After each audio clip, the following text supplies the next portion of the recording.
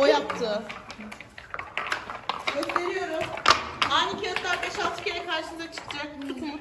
Kaldır. 5-6 kere. Umut sen bakma. Göremiyorum. Bitti. Tamam.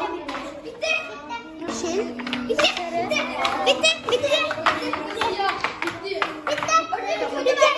Tamam gördüm. Evet. Güzel. Sağ elini göster. Kapat.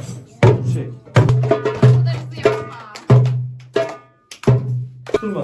Evet, öksürük özellikle kış aylarında şu ailelerin ve çocukların konforunu bozan bir durum. Öksürüğün de pek çok sebebi vardır. Enfeksiyonlardan da kaynaklanabilir, astım gibi durumlardan da kaynaklanabilir. Biz bunları muayenede ayırt edebiliyoruz.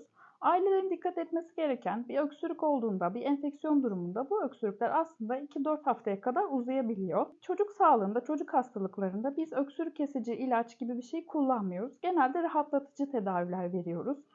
Destek tedavileri veriyoruz. Öksürüğü kesen ne yazık ki mucizevi şurup gibi bir şeyimiz yok.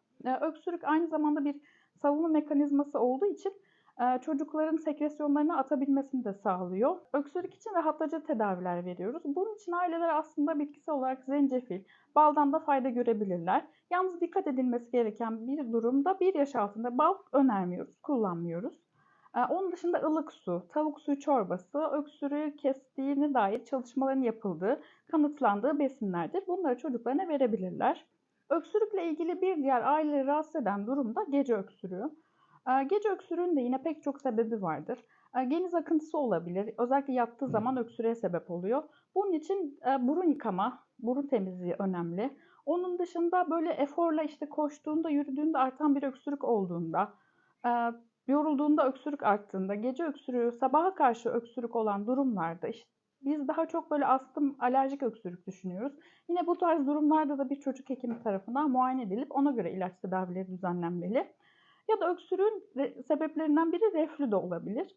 1 yaşına kadar fizyolojik reflü görüyoruz. 1 yaşından sonra gece öksürüklerinde reflü de akla getirilmesi gereken bir durumdur.